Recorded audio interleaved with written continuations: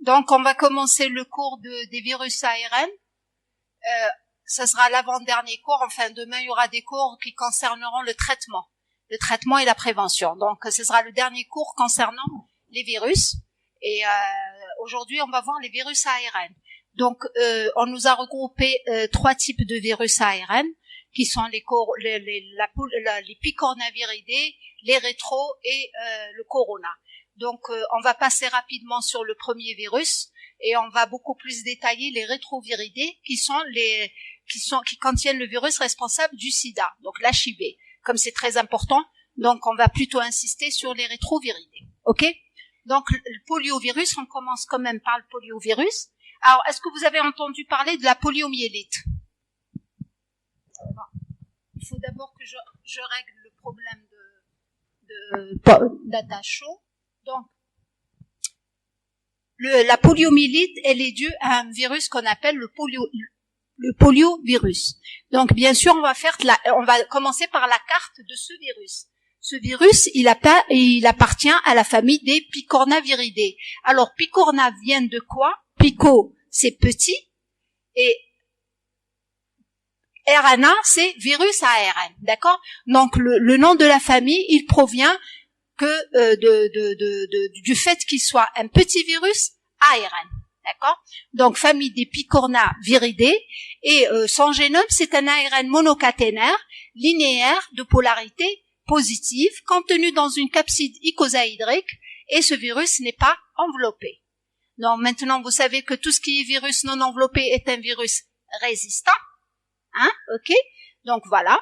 Donc, famille picorna, genre entérovirus, et l'espèce, bien sûr, c'est poliovirus. Dans ce poliovirus, il y a 3 sérotypes, le P1, le P2 et le P3. Comment on les différencie? En fonction de leur capside. La composition capsidale étant différente du P1, du P2, entre le P1, le P2 et le P3. D'accord? Et dans le vaccin qu'on utilise pour se protéger, vous savez, quand on nous donne des gouttes de polio, vaccin polio.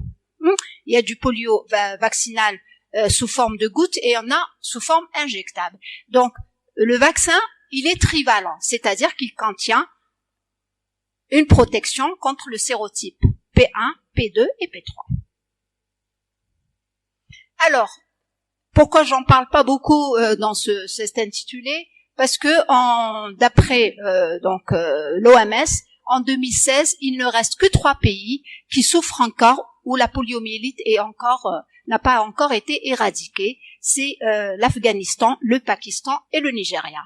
Depuis 2016, même l'Algérie est déclarée indemne de cette maladie qui a quand même fait des ravages dans les années 70 et même avant et après, et avec les séquelles que ça donne. Alors, si je dis tout à l'heure, j'ai dit que c'est un petit virus, d'accord, mais j'ai surtout dit qu'il était non enveloppé. Donc, il est résistant dans le milieu extérieur.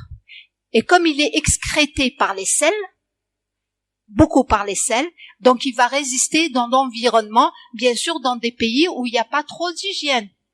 Parce qu'il n'y a pas, si il y a de l'hygiène, on va pas avoir les selles dehors. Mais quand vous avez des gens infectés et sales qui vont donc faire leurs besoins dehors, forcément, s'ils ont le virus polio, il va infecter le milieu extérieur et à partir de là, on peut avoir des contaminations d'autres personnes. Donc, transmission féco-orale, excrétion très importante dans les selles et persistance longtemps dans l'environnement. D'accord? Donc, c'est une maladie, on va dire, des pays où il y a un manque d'hygiène et les pays en voie de développement, avec une excrétion, avec une transmission féco-orale qui peut être directe par les mains sales, pas lavées, ou indirecte par des objets contaminés par les selles contenant polio. D'accord? C'est le principe de toutes les maladies à transmission féco-orale. Soit c'est direct par des mains souillées par des selles infectées, ou bien indirect, les selles vont contaminer des objets, vous touchez à des objets, vous allez être à votre tour contaminé. Alors retenez bien que la traduction clinique, heureusement, dans 75% des cas, c'est pas la polio. C'est une infection asymptomatique, c'est-à-dire que les enfants peuvent être atteints par ce virus-là, mais cliniquement, ils n'ont rien. La poliomyélite, dans sa forme entière ou typique, elle n'a lieu que dans 1 à 2% des cas. Et heureusement. Parce que c'est quoi la poliomyélite? La maladie poliomyélite, c'est une infection du système nerveux central. Donc le virus, il va partir au niveau du système nerveux central et il entraîne des paralysies qui peuvent toucher tout le territoire du corps. D'accord? D'où les séquelles par la suite. C'est-à-dire l'enfant va être paralysé, mais il ne va pas reprendre complètement de sa paralysie musculaire. Vous aurez, regardez les images, vous aurez toujours des amyotrophies, c'est-à-dire qu'il y aura des muscles qui vont pas se développer comme d'autres, surtout au niveau donc des membres inférieurs. Et les enfants, vous avez vu des gens même adultes qui boitent, qui ont des boiteries, qui ont une amyotrophie au niveau d'un membre par rapport à l'autre. En général, ça, c'est les gens qui ont des séquelles de la poliomyélite.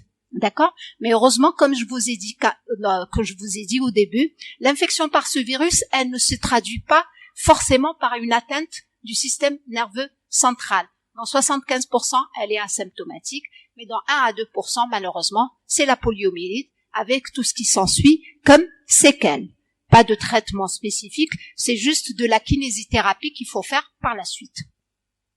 D'accord? Le diagnostic biologique, vous l'avez appris maintenant, on a le diagnostic biologique direct et le virologique indirect. Donc, dans le diagnostic direct, soit on met en évidence le virus, en général par culture cellulaire ou à travers des diagnostics rapides, ou bien, voilà, c'est les deux, ou bien on fait une RT, une PCR pour rechercher le génome. Dans le diagnostic indirect, on va rechercher les anticorps spécifiques développés contre l'infection, et en général, on utilise des techniques immunologiques telles que l'ELISA. C'est la plus fréquente, mais on a aussi d'autres tests. Ok?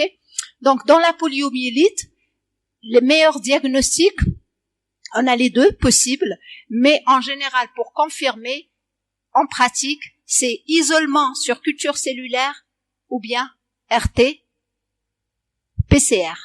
Vous vous rappelez que la RT-PCR, c'est une PCR qu'on pratique pour les virus à ARN. Quand c'est un virus à ADN, on parle de PCR. Quand c'est un virus à ARN, on parle de RT. C'est-à-dire qu'il faut d'abord faire une rétrotranscription vers l'ADN pour faire la PCR. OK? Donc, en pratique, on fait des isolements sur culture cellulaire ou bien on recherche le génome par RT-PCR. D'accord?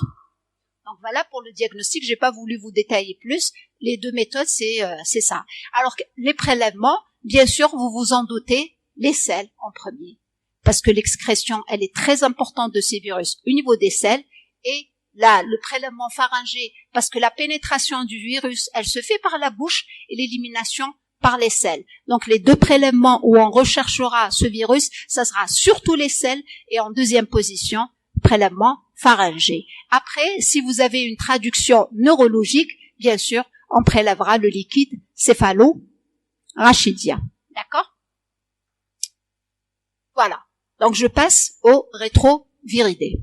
Alors, le rétroviridé, bien sûr, c'est une famille que vous devez très bien connaître parce elle englobe le virus du HIV ou VIH, en anglais ou en français, peu importe, qui quand même est responsable d'une infection pandémique pour laquelle on n'a pas encore trouvé de solution genre vaccin ou pour l'éradiquer complètement. D'accord? Donc, on a appris maintenant à vivre avec le sida. C'est-à-dire que les gens qui en sont malades, ils vont recevoir un traitement à vie.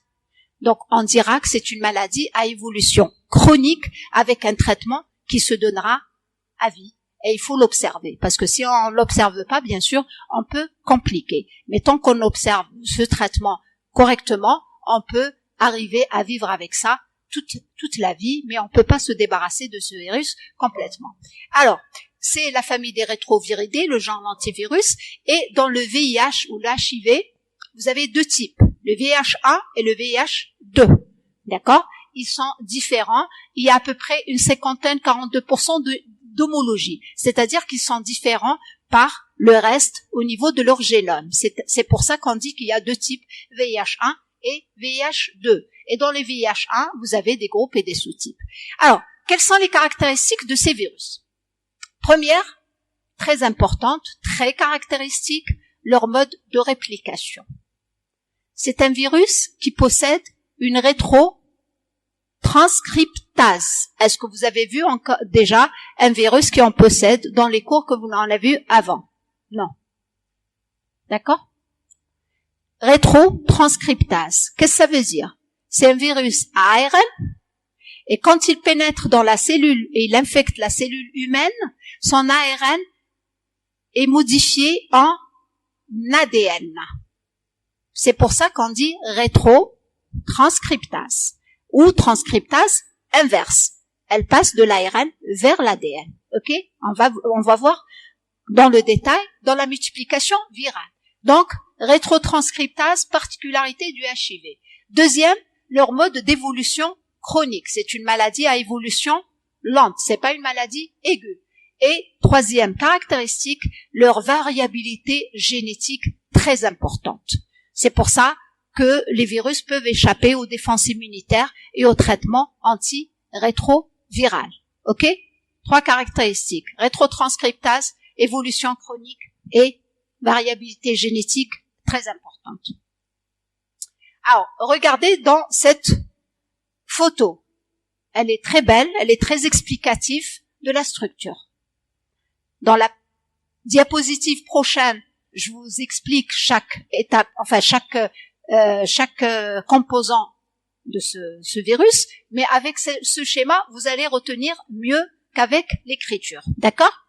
Donc, regardez, vous avez... Je vais m'approcher. Alors.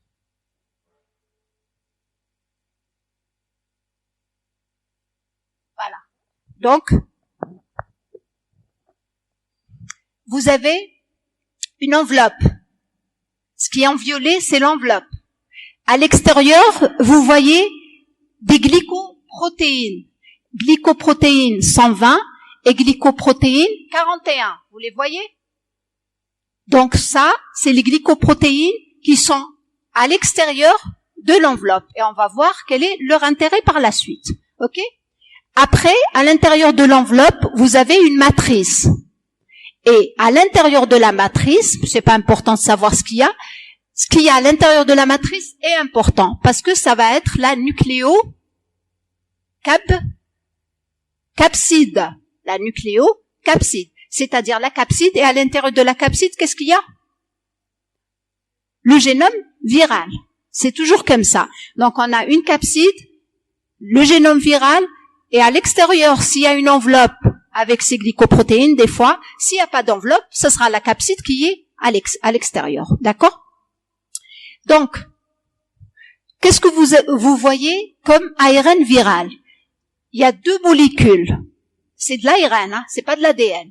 Il y a deux molécules d'ARN viral. Donc on parle d'ARN diploïde. C'est pas un ARN bicaténaire, c'est un ARN diploïde. Il y a deux ARN, deux molécules d'ARN qui se ressemblent. Et à l'extrémité de cet ARN, vous voyez la fameuse enzyme. Comment elle s'appelle? La rétrotranscriptase ou transcriptase inverse. C'est bon? D'accord. Entre les deux molécules d'ARN, qu'est-ce que vous voyez? C'est écrit là-bas, des enzymes.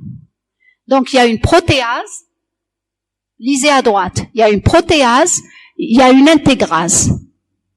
C'est bon? Donc, à l'intérieur de la capside, vous avez les deux ARN, les deux molécules ARN diploïdes, et vous avez les enzymes. La rétrotranscriptase, pour la transcription inverse. La protéase, qui va servir à la maturation par la suite, elle est très importante. Et l'intégrase, qui va permettre l'intégration aussi. On va expliquer dans la multiplication. Ok? Retenez les trois enzymes. Retenez aussi une protéine très importante dans la capside. C'est la protéine P24. Vous voyez en bas? La capside, elle contient le P24.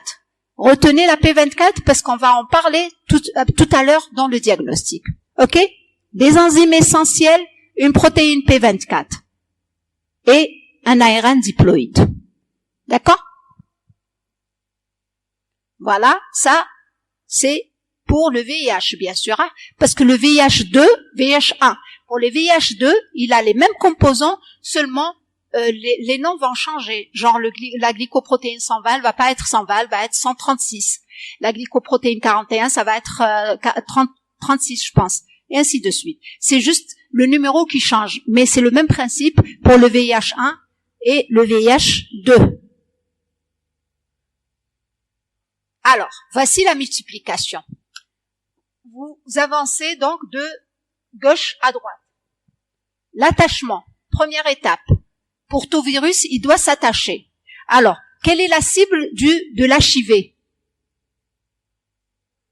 Les lymphocytes, les CD4 surtout. D'accord? C'est pour ça qu'on dit virus de l'immunodéficience, parce qu'il entraîne une diminution de l'immunité parce qu'il attaque les LT4. D'accord? Les lymphocytes T4. Ok? Donc, la GP, vous vous rappelez la glycoprotéine 120? C'est elle qui va permettre d'attacher le virus à sa cellule cible. Regardez bien les schémas, c'est comme ça que vous apprendrez. Donc, GP 120, elle va se lier au récepteur CD4 du lymphocyte T4, la cible. Ok? Après, il y a des corécepteurs aussi. Après, il va y avoir une pénétration. Une fois qu'on se fixe, une fois que le virus se fixe, il doit pénétrer dans la cellule CD4. Grâce à quoi? Rappelez-vous la deuxième glycoprotéine? 41. Voilà. La 120, elle lui permet de se fixer et la 41, elle lui permet de fusionner avec la membrane pour pénétrer. Regardez-moi la troisième étape. C'est quoi l'étape? Décapsitation. Une fois que le virus est à l'intérieur, la capside, elle doit être enlevée. Parce que le virus, il se multiplie par son génome viral. Donc, on doit libérer ce génome viral. Ce génome viral, c'est de l'ARN. D'accord? Diploïde. Qu'est-ce qui va se passer? À cette étape-là, dans le cytoplasme, l'ARN va être modifié en quoi? En ADN, grâce à la reverse transcriptase. L'ADN, qui était monobrun, il va se dupliquer en ADN bicaténaire. Parce que son but, c'est quoi? C'est de rentrer dans le noyau cellulaire et de s'intégrer dans l'ADN cellulaire humain. S'il était resté ARN, il n'aurait pas pu s'intégrer dans nos ADN. Ok? Donc la rétrotranscriptase, elle lui permet de se transformer en ADN bicaténaire pour pénétrer à l'intérieur et s'intégrer. Alors, grâce à quoi il va s'intégrer à l'intérieur? Grâce à, rappelez-vous la deuxième enzyme? L'intégrase. Donc la transcriptase, elle lui a permis de se changer et l'intégrase, elle lui permet de s'accoler à l'intérieur de l'ADN chromosomique humain. Et il va rester pendant peut-être des années comme ça. On parle de provirus. D'accord? Donc, au début, on va voir la clinique, c'est la primo-infection, c'est-à-dire l'infection primaire avec l'HIV, puis une fois qu'il s'intègre au niveau de l'ADN chromosomique, on parle de phase de latence. Il se passe rien. Le virus ne se multiplie pas. Il restera juste intégré au chromosome humain. C'est une phase de latence qui peut durer jusqu'à 10 ans, 15 ans, 20 ans et tout. Puis, pour un facteur X ou Y, le virus se remet à se multiplier. D'accord? Et là, on est dans la phase, regardez en bas, ARN polymérase, 5 traductions, le virus se remet à se répliquer. Pour se répliquer, est-ce qu'il va rester en ADN? Non. Il était provirus ADN, il revient à l'état initial. lorsqu'il, par des gènes de régulation, il se remet à se remultiplier, il doit d'abord revenir à l'état initial qui est de l'ARN. Et la multiplication va redémarrer, tout simplement. Grâce à quoi il revient ARN? Grâce à la reverse transcriptase. Donc au début, elle fait son rôle comme ça. Après, elle fait son rôle transcription ADN vers ARN initial. D'accord? C'est bon? Alors, une fois qu'il devient ARN, comme au début, il va se multiplier et il va synthétiser ses enzymes structurales et ses enzymes,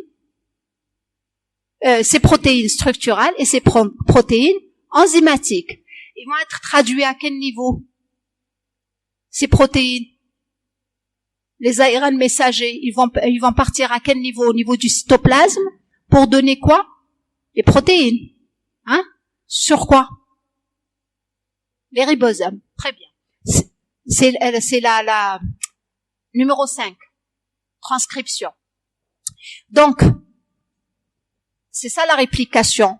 L'ARN, l'ADN qui était stable, il devient ARN et il va donner plusieurs ARN génomiques, mais en même temps, il va donner des ARN messagers qui vont être traduits au niveau des ribosomes pour donner une polyprotéine.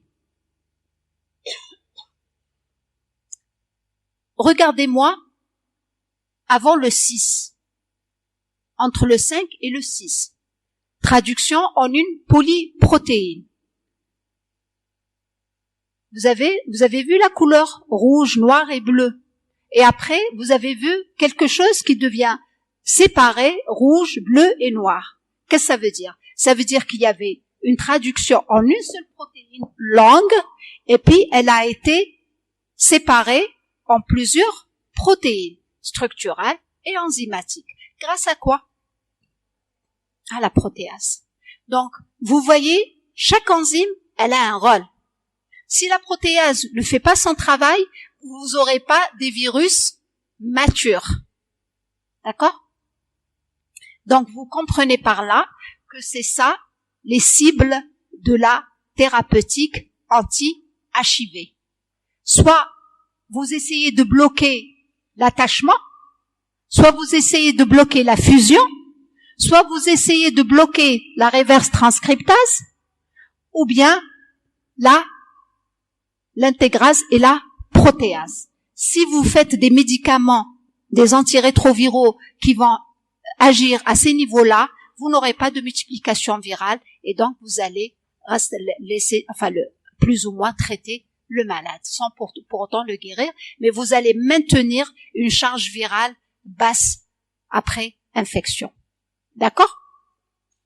Bien sûr, après, il y aura un assemblage des différents composants du virus et un bourgeonnement en 7 à travers la membrane cellulaire et les nouveaux virus, ils vont infecter d'autres cellules humaines. D'accord? C'est ça le cycle de multiplication du virus. Donc ça, c'est, on va dire en phrase, tout ce que je viens de vous expliquer. Alors, c'est un virus enveloppé ou non enveloppé? Enveloppé, vous vous rappelez bien que c'est un virus enveloppé, donc c'est un virus fragile. On peut le détruire par l'alcool à 70 degrés, par l'eau de Javel et par un chauffage à 56 degrés pendant 30 minutes. Donc il est facile, on peut facilement le désactiver ou l'inactiver, ce virus HIV, heureusement pour nous. Alors, l'épidémiologie, c'est juste pour vous dire que quand même, selon l'OMS, il y a à peu près 37 millions de personnes qui vivent avec le VIH dans le monde. D'accord? Ça, c'était en 2016. Et la prévalence, elle n'arrête pas d'augmenter. Il faut savoir que on a deux types, HIV1 et HIV2. Le HIV1, on va le retrouver dans le monde entier. Par contre, le HIV2, le deuxième type, il est plus localisé en Afrique de l'Ouest. D'accord? Dans les pays de l'Afrique de l'Ouest. Mais ça n'empêche pas que même dans un pays, par exemple, comme le nôtre, on peut rechercher aussi l'HIV, en priorité l'HIV1, mais on doit aussi rechercher l'HIV2, parce que, voilà, avec les voyages, tout est possible. D'accord? Mais l'HIV2, c'est surtout la région de l'Europe, de l'Afrique de l'Ouest. D'accord? Et plutôt le pays, l'infection, elle est à déclaration obligatoire en Algérie depuis 1990. Comment se transmet, à votre avis, le VIH? Quelle est la voie principale de transmission? La voie sexuelle. Voilà, donc le VIH, il est retrouvé dans la plupart des liquides biologiques, mais surtout au niveau du sperme, des sécrétions vaginales. Et on peut aussi le retrouver dans le sang, le sperme et les sécrétions vaginales, mais plus ou moins aussi on peut le retrouver dans le lait et d'autres sécrétions. Donc la principale voie de transmission, c'est la voie sexuelle, qu'elle soit hétéro ou homosexuelle, mais aussi la voie sanguine. La voie sanguine, ça peut se voir chez les drogués qui utilisent les injections, les seringues partagées. Ça peut se voir à l'occasion donc d'un don de sang, c'est-à-dire quand on donne notre sang alors qu'on est infecté et on le sait pas. Maintenant il n'y a plus de problème parce que tous les dons de sang, avant de les accepter, on doit faire une sérologie VIH, hépatite B, etc. Mais dans le temps, quand les virus n'étaient pas encore détectés, il y a eu beaucoup de contamination par le don de sang, par le don d'organes, parce qu'on savait pas que ces virus existaient et donc on pouvait pas contrôler les donneurs qui avaient ces maladies. D'accord? Ou aussi, lors d'une exposition, AES, c'est accident d'exposition au sang. Tout accident qui a lieu à l'hôpital ou ailleurs, où vous êtes en contact avec un sang d'un malade infecté. Donc c'est ça les possibilités de contamination par voie sanguine. Et enfin, la possibilité de contamination mère-enfant. Une mère infectée par le VIH, elle peut transmettre pendant la grossesse à son enfant, mais surtout pendant l'accouchement. Parce que rappelez-vous, il est abondant dans les sécrétions vaginales. Donc pendant l'accouchement, quand le bébé passe par la filière génitale, il peut être contaminé par le VIH. Voilà. Alors, cliniquement, comment évolue le VIH? L'infection à VIH. Elle évolue en 3 étapes, très simples. Rappelez-vous un petit peu la multiplication virale. La primo-infection, c'est quoi? C'est le contact avec le virus VIH. Vous êtes d'accord? Primo-infection, c'est la première période qui suit la contamination. Qu'est-ce qui va se passer?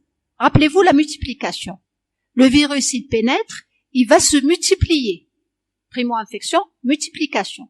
En général, la personne qui a été infectée, elle ne se rend pas trop compte qu'elle a été infectée parce que cliniquement, c'est très peu symptomatique. Ça peut être une fièvre, un syndrome, on dirait une grippe, des adénopathies. Mais la personne, si elle pense pas qu'elle a eu un contact infectant qui est potentiellement dangereux, elle pourra pas penser que c'est du VIH. D'accord?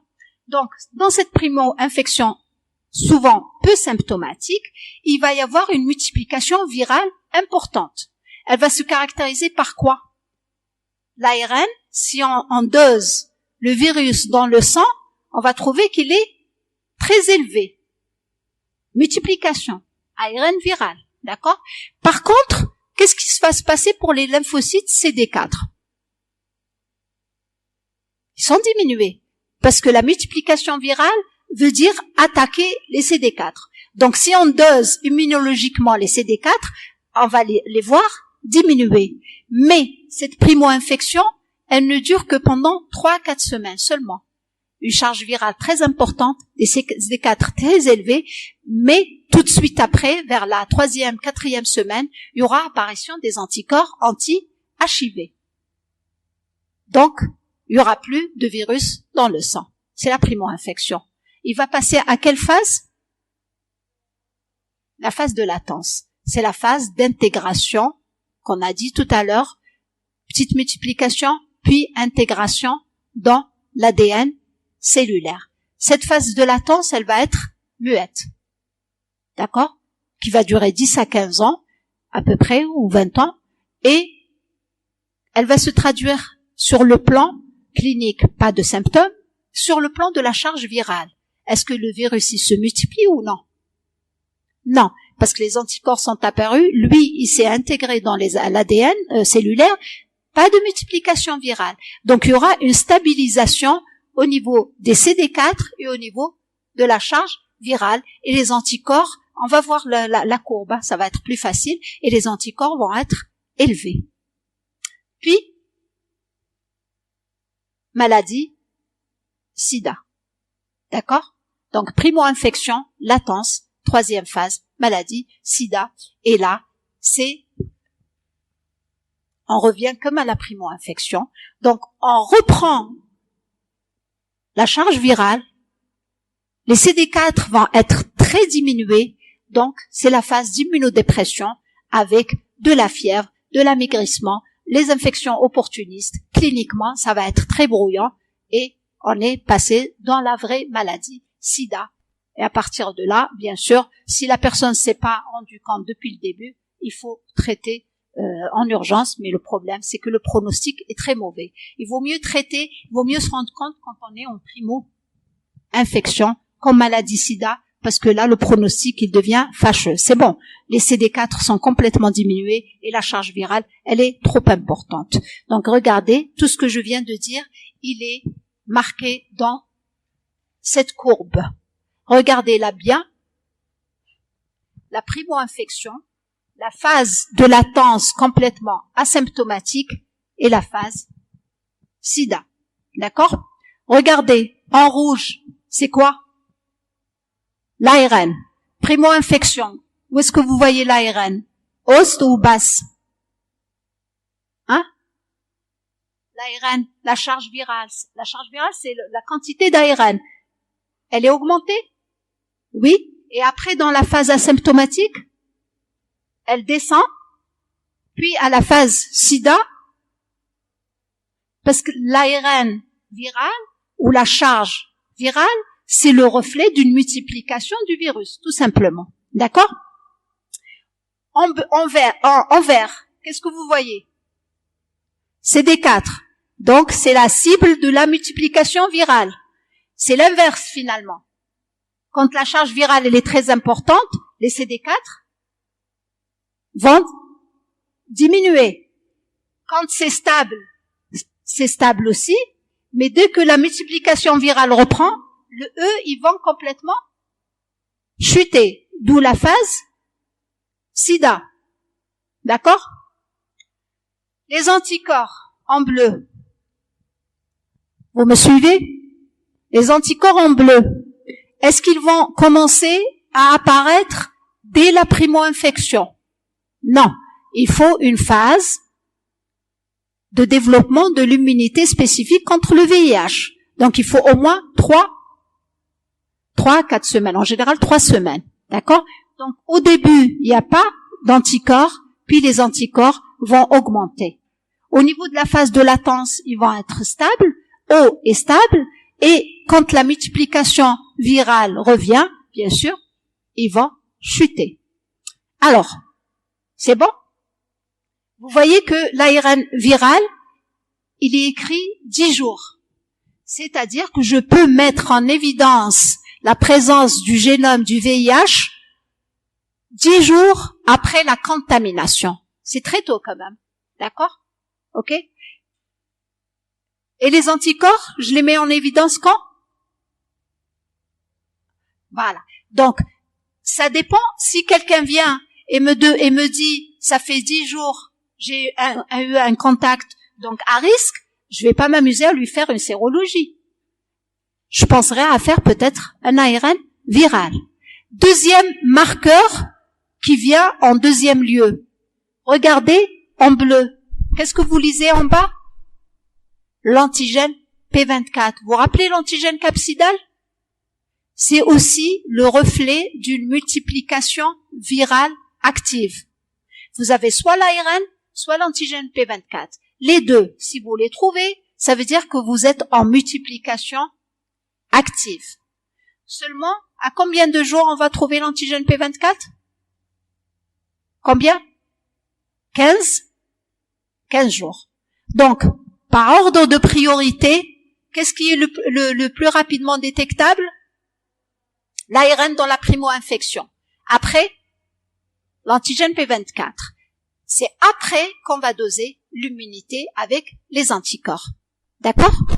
Et le sida, bien sûr, l'antigène P24 et l'ARN deviennent très élevés et les anticorps, ils diminuent.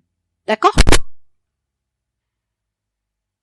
Donc, voici comment on fait le diagnostic. Maintenant que vous avez compris les marqueurs, normalement, le diagnostic, il va être très simple. D'accord? Regardez-moi le tableau. Je vous ai fait un tableau pour que ça soit très clair et très facile à apprendre. Les prélèvements, on va rechercher où le VIH? Ça passe dans le sang, hein?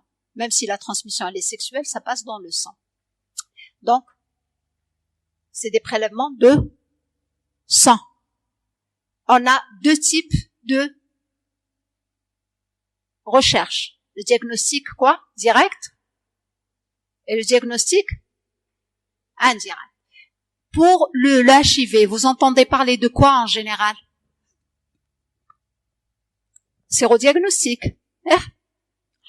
Donc, quand on veut doser les anticorps dans le sang du patient, on fait un prélèvement de sang sur un tube sec, un tube normal, comme on fait toutes les sérologies. Généralement, c'est un tube sec. C'est très important, là où on fait le prélèvement.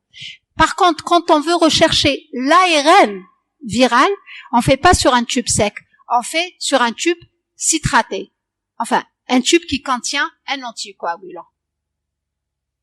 Parce que sinon, ça peut donner des faux négatifs. C'est-à-dire que les prélèvements, il faut respecter les conditions de prélèvement. Si vous demandez, on vous dit que les prélèvements pour la charge virale ou pour rechercher l'ARN, c'est sur un tube avec anticoagulant, il faut pas faire comme vous voulez. Il faut que ça soit sur un tube avec anticoagulant. Et la sérologie, il n'y a pas de problème. Les anticorps, on peut les rechercher sur un tube sec. Donc c'est très important de respecter les conditions de prélèvement. Maintenant, vous envoyez au laboratoire. Alors, regardez.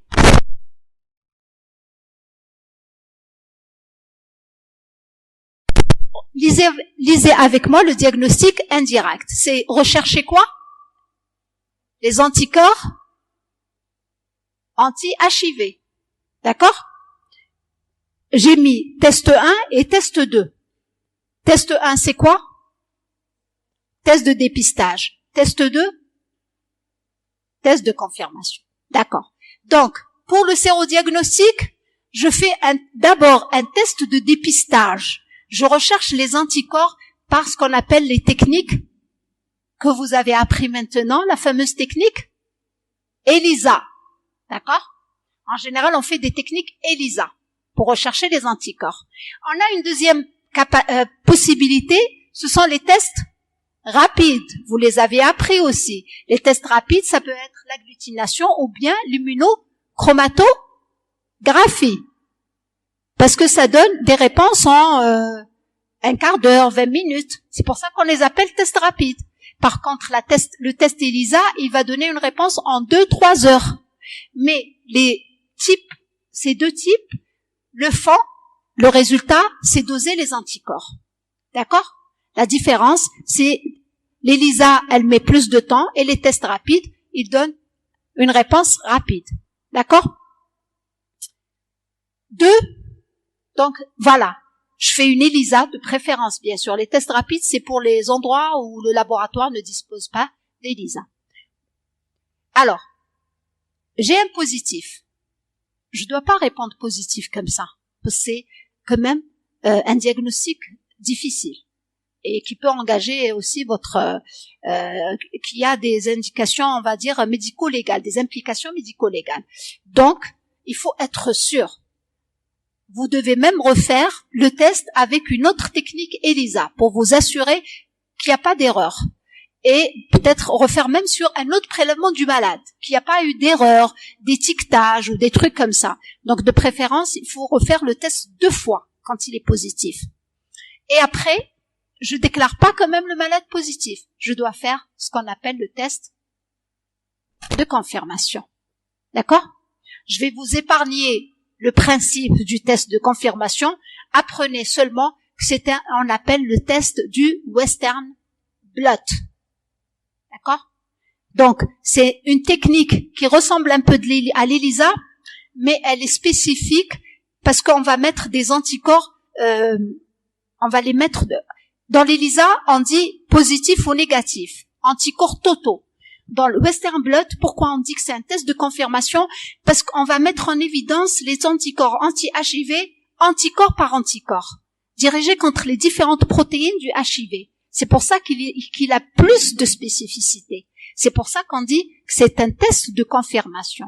Donc retenez, sans rentrer dans le détail comment on fait le Western blot, que juste un résultat positif en dépistage doit être toujours refait en dépistage, donc deux techniques, et s'il est toujours positif, on ne doit jamais sortir sans avoir fait le test de confirmation par le Western blot. D'accord? Et le tout représente quoi? Des tests directs ou indirects? Les deux, c'est des tests indirects. Ne vous trompez pas. Le test direct, c'est quoi?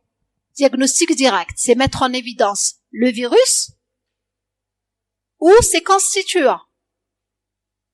Ok? Donc ici, on a quoi? Première technique, recherche de quoi? Je l'ai dit tout à l'heure. L'antigène P24, qui est le témoin d'une multiplication virale active. Donc on peut le rechercher, l'antigène P24. Mais ça fait pas partie du diagnostic indirect, c'est du diagnostic direct. Parce que l'antigène P24, c'est un antigène capsidal. D'accord? Donc la technique qu'on peut utiliser, c'est l'ELISA. Agda. C'est bon? Deuxième possibilité du diagnostic direct, c'est quoi? Rechercher le génome viral. C'est le principe de la plupart des diagnostics, si c'est pas 100% des diagnostics. Donc c'est la RT, parce que c'est un virus ARN. C'est la RT-PCR. C'est bon? Diagnostic indirect, diagnostic de test de dépistage suivi d'un test de confirmation. Bien sûr, si les tests de dépistage négatifs, on n'a pas besoin d'aller vers le test de confirmation. Le test de confirmation, on l'applique pour les tests positifs en dépistage. D'accord? Et sinon, vous avez le diagnostic indirect. Soit vous recherchez l'antigène P24, ou bien vous recherchez l'ARN du virus par PCR, RT-PCR. D'accord? C'est bon. Vous avez appris les diagnostics. Après, je vais vous dire quand on utilise ça et quand on utilise ça. Là, c'est juste pour vous mettre dans le bain. Donc, une image d'ELISA, d'une technique d'ELISA, comment on l'a fait, une image des diagnostics rapides par immunochromatographie et une image du Western blot. OK? Voilà. Alors, vous rappelez les tests de dépistage? Qu'est-ce qu'ils incluent? L'ELISA ou bien les tests rapides. D'accord? Donc, dans ce tableau, on va parler, juste, je vais vous dire quelque chose d'important. Qu'est-ce que ça veut dire? Une ELISA de 3e génération et une ELISA de 4e génération. Maintenant, dans la plupart des laboratoires, on travaille avec les ELISA de 4e génération. Pas 3e génération. Alors, 3e génération, c'est rechercher les anticorps. Anti-HIV. D'accord? Puis, ils se sont dit, les laboratoires, donc, qui fabriquent les réactifs, ils se sont dit, pourquoi on ferait pas une ELISA, puisque l'antigène P24, on peut le chercher par ELISA, pourquoi on ferait pas une ELISA qui combinerait la recherche des anticorps anti-HIV et de l'antigène P24 au même temps? Parce que les deux sont recherchés par l'ELISA. Donc, on parlera, dans ce cas-là, de tests combinés aux tests ELISA de 4e génération. Ça va? Donc, les ELISA de 3e génération, c'est une recherche d'anticorps seulement. Les ELISA de 4e génération, ils sont améliorés. Pourquoi? Parce qu'ils permettent non seulement de détecter les anticorps anti-HIV, mais aussi l'antigène P24. Et à votre avis, si vous réfléchissez, quel sera l'apport de ces ELISA de 4e génération quand vous recherchez les deux à la fois?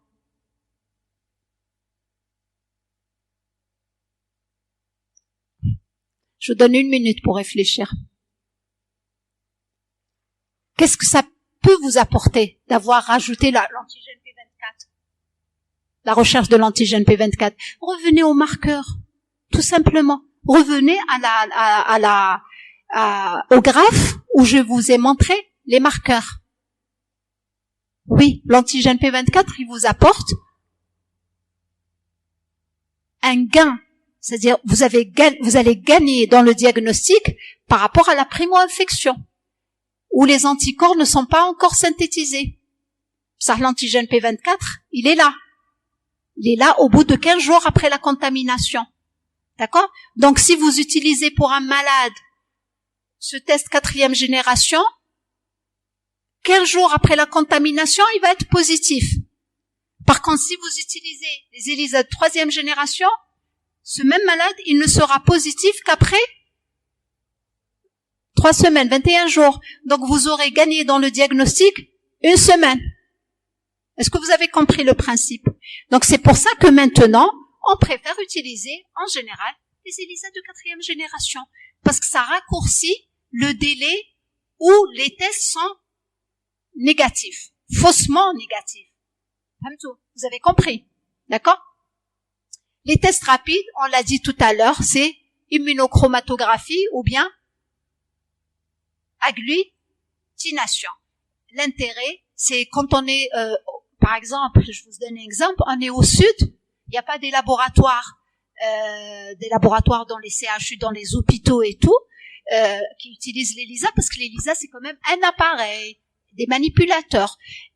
Il peut faire un diagnostic comme ça de dépistage avec les tests rapides qui ne demandent pas un appareillage. C'est des tests simples que n'importe quel technicien peut faire sans avoir à manipuler dans un laboratoire. Il peut le faire même dans un camion et tester les malades pour un dépistage de masse. D'accord? C'est ça l'intérêt du diagnostic rapide. Bien sûr, si on trouve positif, il vaut mieux l'envoyer dans des centres de référence pour confirmer sa positivité. D'accord?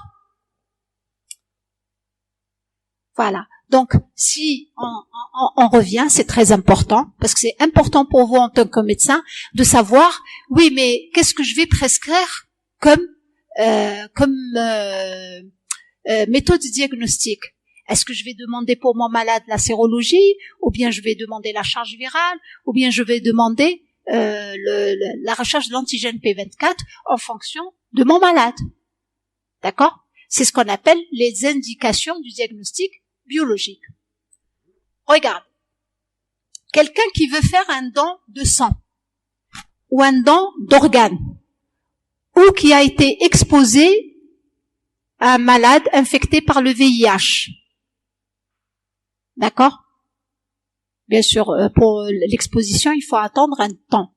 Mais on va commencer par quoi? Quel type de diagnostic? Direct, indirect? Oui? Quand vous allez faire votre don de sang au niveau du CTS, qu'est-ce qu'ils vont vous faire? Qu'est-ce qu'ils vont vous faire? Sérodiagnostic.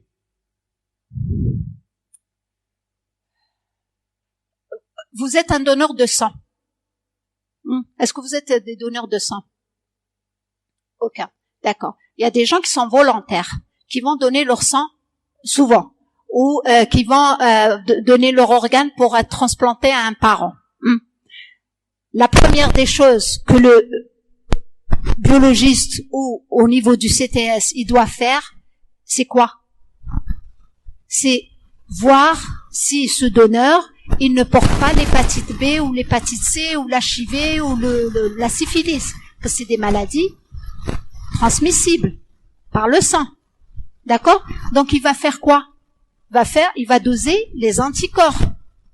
S'il va trouver les anticorps anti-HIV, ça veut dire que ce malade, déjà, s'il savait pas, il faut s'occuper de lui et le traiter, et on peut pas donner son sang. C'est clair.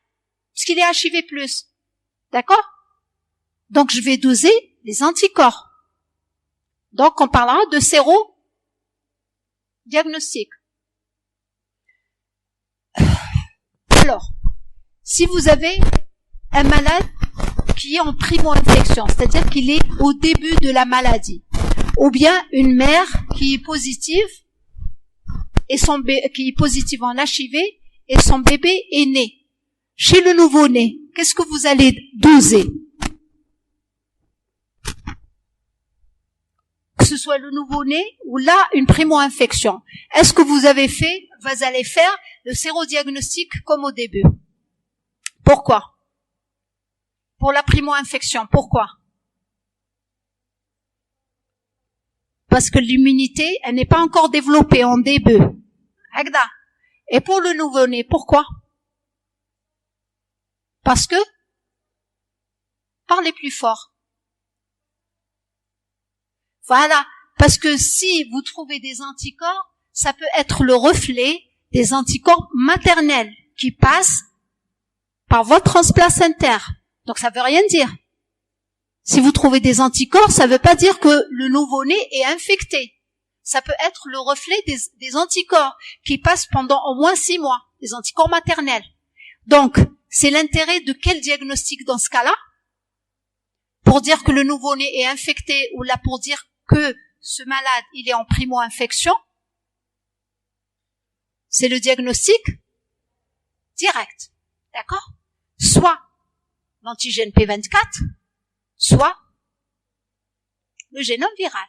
Parce que là, c'est la traduction que le bébé, il est infecté.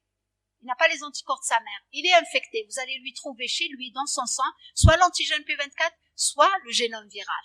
Donc, il est infecté. Par contre, les anticorps, ils n'ont pas d'importance jusqu'à après 6 mois. Après 6 mois, si vous trouvez des anticorps, c'est même plus que 6 mois.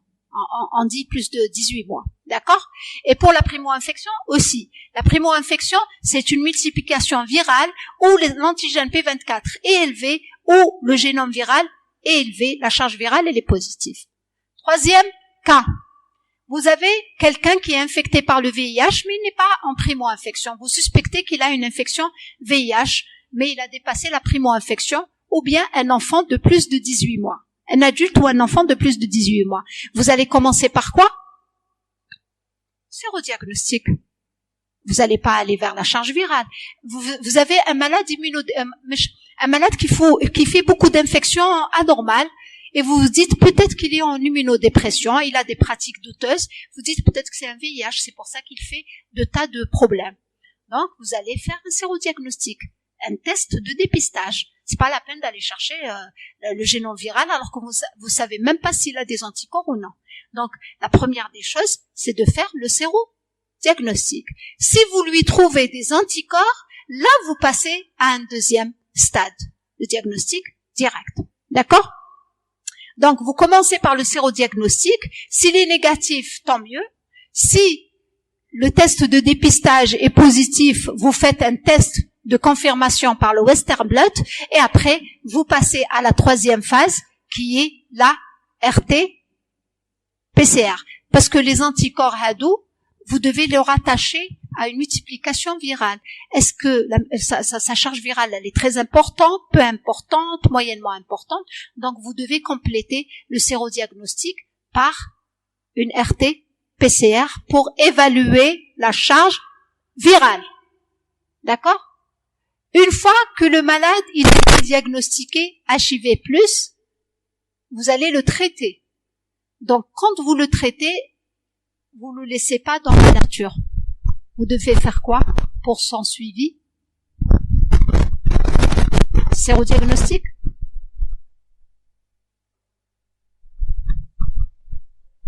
Hein? La charge virale. C'est clair, j'ai l'impression, il faut juste réfléchir un peu pour savoir. D'accord? Parce que quand on traite, c'est quoi le but? Diminuer la charge virale et augmenter les CD4. Donc, nous, on dose la charge virale et en immuno, il dose les CD4. Et pour dire que le malade, il est stabilisé, il faut avoir des charges virales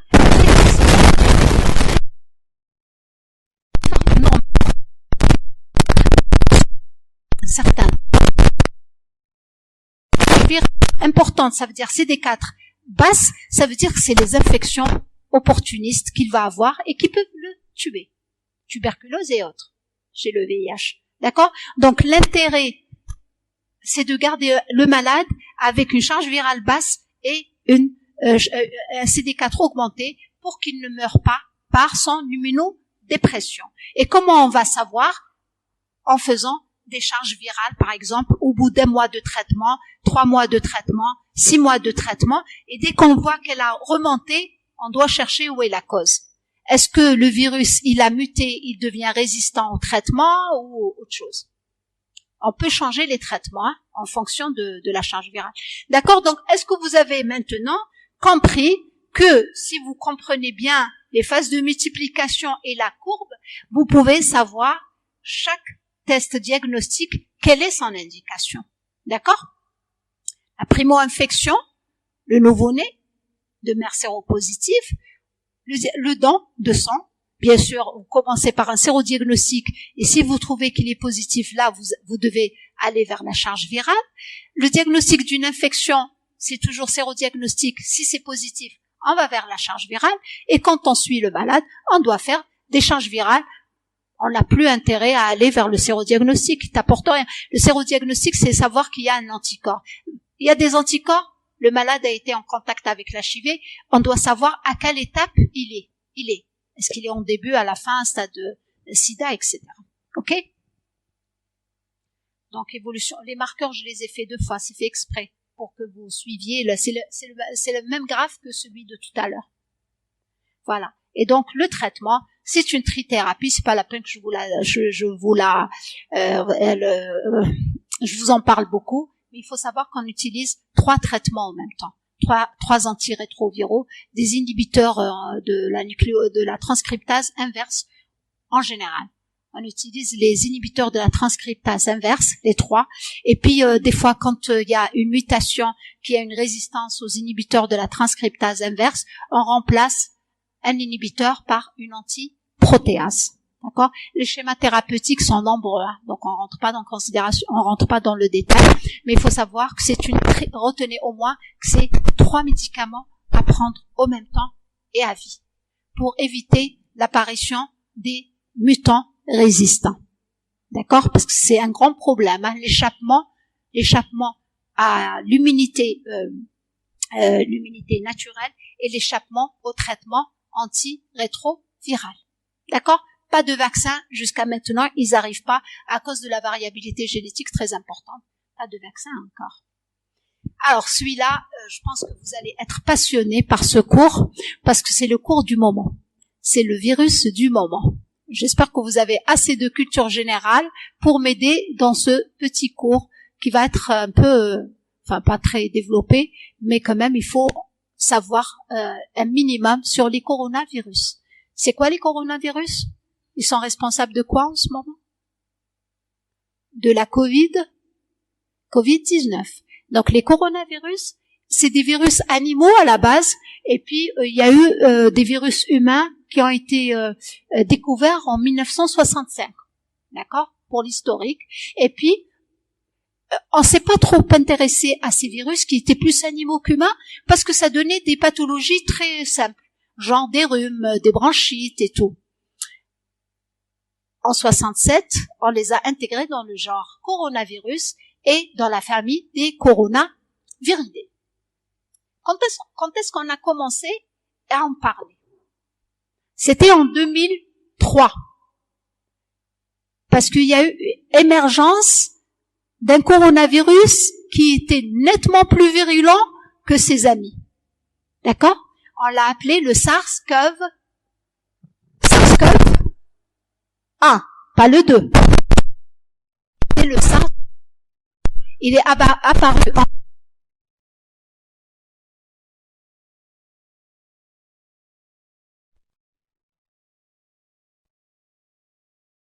et puis ça s'est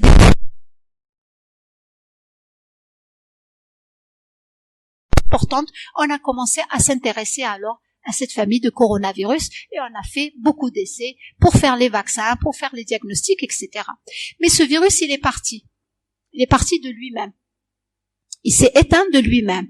Donc du coup, on l'a oublié. D'accord? Donc regardez, généralement les pathologies liées au virus simple, c'est rhume et bronchite, les anciens virus. Alors, donc ça c'est le SARS-CoV. Je vous résume, hein. C'est juste un historique et une épidémiologie que vous devez connaître quand même, parce que ça fait l'actualité, et moi je vous le dis en résumé. Donc, en 2012, c'est ça, en 2012, 2012-2013, le premier il est parti, en 2003 il est parti, il est venu en 2003, il est parti. Et on espère la même chose pour le SARS-CoV-2, d'accord?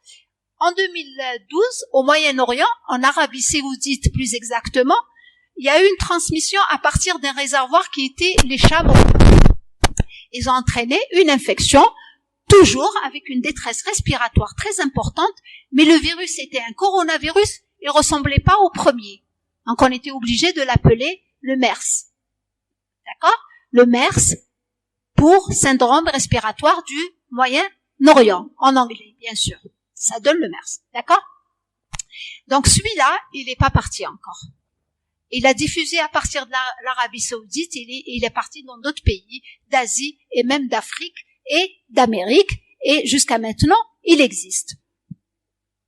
Maintenant, le troisième, c'est le SARS-CoV-2. Donc les trois virus émergents qui ont entraîné des syndromes de détresse respiratoire aiguë avec une mortalité très importante, c'est le SARS-CoV-1, le MERS et le SARS-CoV-2. Celui-là, j'espère que vous connaissez un petit peu quelques détails de son histoire. Il est apparu en 2019 en Chine, à Wuhan, et on a dit que le réservoir était des animaux aussi dans le pangolin, d'accord, qui a été transmis, soi-disant, à l'homme. Entre-temps, on a des théories complotistes qui disent que c'est un virus qui a été travaillé ou fabriqué en laboratoire pour armes biologiques, etc. Donc, vous savez qu'au 7 mai 2021, je vous ai pris quelques références, vous avez 156 millions de cas. Quand même, c'est énorme dans le monde. Alors, pourquoi on dit corona, à votre avis? Parce que la forme, c'est une couronne. Est-ce que c'est un virus fragile ou non? Il est fragile. C'est pour ça qu'on peut se laver avec sérum hydroalcoolique, la solution hydroalcoolique, etc. Il est sensible à l'alcool, à l'eau de javel. Il est facile. Même le savon, les détergents, peut le tuer. Donc, avec le lavage, c'est bon. On peut s'en débarrasser. Pourquoi il est fragile? Parce qu'il est enveloppé ou non enveloppé? Il est enveloppé, il est ARN. Et sur son enveloppe, quelle est la protéine, la fameuse protéine qu'on est en train de doser? C'est la protéine S. D'accord? La protéine S qu'on dose en biologie et à base de laquelle on a fabriqué les vaccins. Parce que c'est la protéine S, c'est contre ça qu'on va développer les anticorps neutralisants, anticorps anti-S. Donc on s'est dit, dans le vaccin, on met la protéine S pour que la personne, elle se prémunise ou elle se défend contre ce virus. D'accord? Donc, le problème, donc c'est un petit virus enveloppé à ARN simple brun, polarité négative, positive plutôt, pardon. Le problème, c'est qu'il a un large spectre d'hôtes. C'est ça le problème. Quand on a un spectre humain, c'est une transmission interhumaine. Mais quand on a un large spectre d'hôtes, donc c'est animaux, toutes sortes d'animaux et humains, donc ça peut sauter facilement entre les animaux et là où les populations vivent via un mélange homme-animal, pouvaient avoir une transmission avec ce qu'on appelle un passage interespèce. Parce que généralement, les virus, c'est soit des virus animaux, des virus humains. Mais pour la plupart, vous avez une possibilité de passage à travers les espèces animales, hommes. Donc ce coronavirus, il a cette possibilité de passage interespèce et c'est ce qui a fait qu'il est passé de l'animal à l'homme. D'accord? Le réservoir, c'est la chauve-souris. La variabilité génétique, vous avez entendu parler des variants indiens, anglais. D'accord? Ça complique l'existence parce qu'au début, on avait un virus. Au fil du temps, on a commencé à parler de mutations génétiques avec des variants qui sont apparus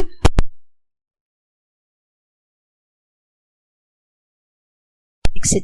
Mais bon, pour le moment, ça cause pas trop de problèmes par rapport à l'immunité ou au vaccin. Même les vaccins qui ont été fabriqués, paraît-il, ils sont toujours actifs malgré les mutations et l'apparition de ces variants anglais, indiens, chinois, et je sais pas, brésiliens, etc.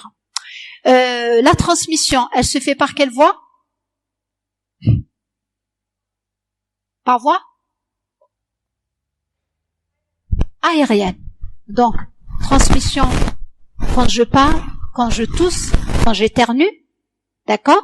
Ou bien transmission indirecte par les objets contaminés par mes propres gouttelettes qui contiennent le virus, d'accord? C'est un virus fragile, je l'ai dit tout à l'heure, parce qu'il est enveloppé. Donc la protéine S, c'est la protéine extérieure. Généralement, les anticorps neutralisants sont toujours dirigés contre les protéines de surface. Ici, c'est la protéine S. Donc, c'est les anticorps qui nous protègent sont les anticorps dirigés contre cette protéine. Et la même chose pour le vaccin. Je rentre pas pour les autres protéines. Alors, cliniquement, vous l'avez peut-être tous, pas tous fait, mais sûrement qu'il y a des gens qui l'ont fait autour de vous, vous l'avez fait vous-même, je sais pas, est-ce qu'il y a des personnes qui ont été infectées? Non? Est-ce que vous avez été infecté par le SARS-CoV-2? Non? Personne? Ben, tant mieux, hein.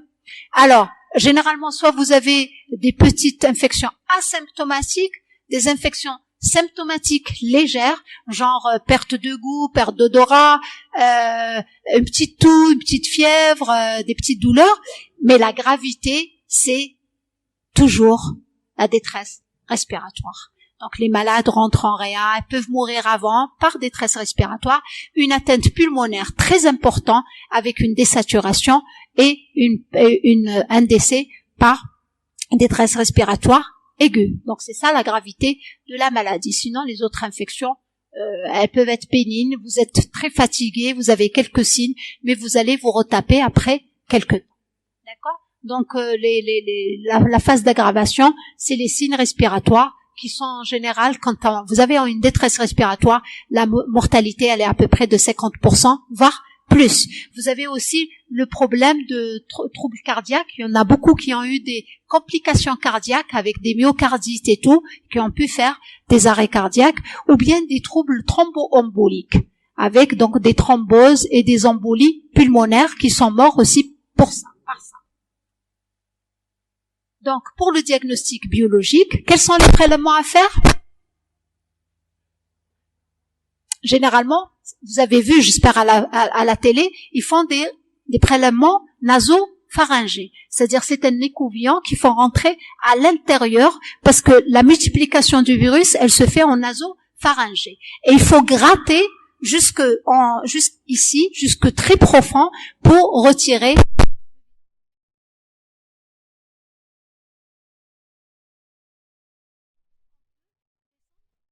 pour récupérer par les expectorations ou les liquides de lavage broncho-alvéolaire, etc. Mais le plus simple, c'est le prélèvement nasopharyngé. Et qu'est-ce qu'on fait? Vous connaissez la méthode diagnostique qui est utilisée le plus, c'est la PCR. Donc, au niveau de ce prélèvement rhinopharyngé ou nasopharyngé, on recherche surtout le génome viral par RT-PCR. Après, il y a un deuxième diagnostic qui est la recherche de l'antigène viral. Parce que la PCR, elle est chère et ça prend plus de temps. Par contre, rechercher l'antigène viral, c'est moins cher et c'est rapide. On peut donner une réponse en une demi-heure. D'accord?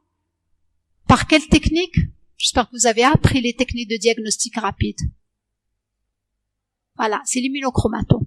D'accord? Pour le SARS-CoV-2, on a l'immunochromatographie. Je vais vous dire schématiquement comment on fait. Un malade, il vient il vous dit, je suis au début de mon infection. Ça fait 4 jours que j'ai commencé à avoir une toux, etc. Je pense que c'est un Covid. On est dans les 5 premiers jours. On peut faire la recherche juste de l'antigène viral. D'accord? Dans les 5 premiers jours, l'indication, c'est rechercher l'antigène viral. Et s'il est positif, on va trouver normalement positif. Si le malade, il vient au-delà du 5e jour, jusqu'à 7 jours, 10 jours, depuis le début des signes, on fait pas l'antigène. On va passer à la RT-PCR. Pourquoi? Quelle est la différence? Pourquoi avant 5 jours, on peut faire l'antigène, la recherche de l'antigène viral, et entre 5 et 10 jours, on préfère faire la RT-PCR? À votre avis? Pourquoi? Antigène viral. Donc, l'immunochromatographie ou la ELISA, l'antigène viral, on peut le retrouver par l'immunochromatographie. Pourquoi? Quelle est la différence entre la recherche de l'antigène viral direct et la recherche de l'ADN viral? L'ARN viral. Quand on fait un test rapide, on recherche l'antigène. On ne fait pas d'amplification. D'accord? Donc, si la concentration de l'antigène du virus, elle est importante pendant les 5 premiers jours, mais au-delà des 5 premiers jours, elle diminue. Par contre, si je fais la RT-PCR, je vais rechercher un ADN viral. La PCR, c'est quoi? C'est amplifier. Vous allez amplifier votre ADN avant de le mettre en évidence. D'accord? Donc, même si la charge virale, le virus, il n'est pas très important, la technique en elle-même, elle va le multiplier pour le détecter. D'accord?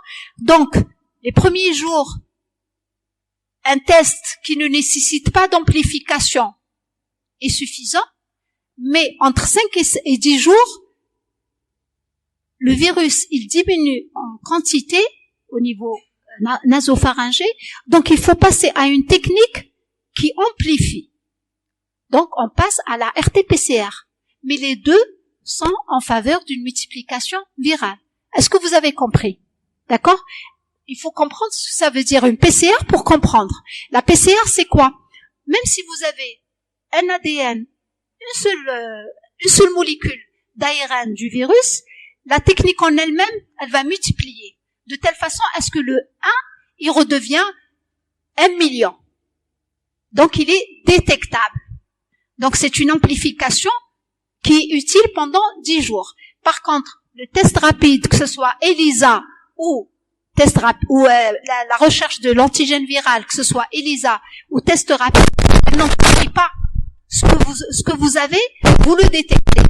Donc, forcément, on ne peut pas l'utiliser quand le virus, il commence à diminuer. Parce que la multiplication virale, elle est très importante au début, puis elle commence à diminuer. Au-delà de 10 jours, c'est pas la peine. Au-delà de 10 jours, vous n'allez pas retrouver en général le virus, ni par RT-PCR, ni par antigène viral. Allez. Pourquoi? Pourquoi vous retrouvez plus le virus ici? Parce que ici, dans le nasopharyngé, il se multiplie. À un certain moment, il part. Soit il descend dans le poumon, soit vous êtes guéri. Il va pas continuer éternellement à se multiplier. C'est pour ça que le diagnostic direct, c'est le début de l'infection. Une fois vous avez dépassé 15 jours, il n'y a plus d'intérêt de faire le diagnostic direct. On passe à quoi? À quoi? Diagnostic indirect. D'accord? Au début, c'est la multiplication virale qui est intense, puis elle va diminuer et les anticorps, ils vont augmenter. Donc, ne vous trompez pas. La sérologie, on la demande pas avant 15 jours à 21 jours de la symptomatologie. Il n'y a pas d'anticorps.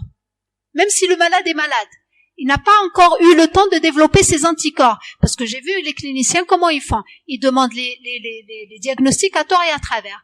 Donc, au début, on cherche le virus. Pendant les 5 premiers jours, on peut rechercher l'antigène viral. Si vous avez dépassé 5 jours, vous êtes entre 5 et 10 jours, on peut demander la RT-PCR. Au-delà de 15 jours, 21 jours, on va doser directement les anticorps qui sont témoins d'une infection par le SARS-CoV-2. D'accord? Voici les diagnostics qu'on peut faire. Alors, le diagnostic indirect, c'est toujours ELISA, sérologie, mais on a aussi des tests rapides. Il y a toujours des tests rapides, on les développe partout. Parce que les tests rapides sont économiques et permettent de gagner un peu de temps. Et on répond rapidement, positif, négatif, en 15-20 minutes. D'accord? Immunochromatographie. Voilà les indications que je viens de dire. Les tests moléculaires dans les 7-10 jours, très bonne spécificité. Les tests antigéniques dans les 5 premiers jours. Et le sérodiagnostic au bout de 14 jours. 14 jours, 21 jours. Je vais dire 14 jours, allez. Mais en général, quand on les dose au bout de 14 jours, c'est rare qu'on les trouve positifs. Quand on refait au bout de 21 jours, on trouve des anticorps. Donc on dit 14 jours, mais en pratique, ce qu'on a fait au laboratoire, en pratique, c'est plus 21 jours que 14 jours. Mais je vais laisser 14 jours pour vous. Voilà. C'est bon? Vous avez compris le diagnostic? Voilà. Le cours est terminé. Bon courage.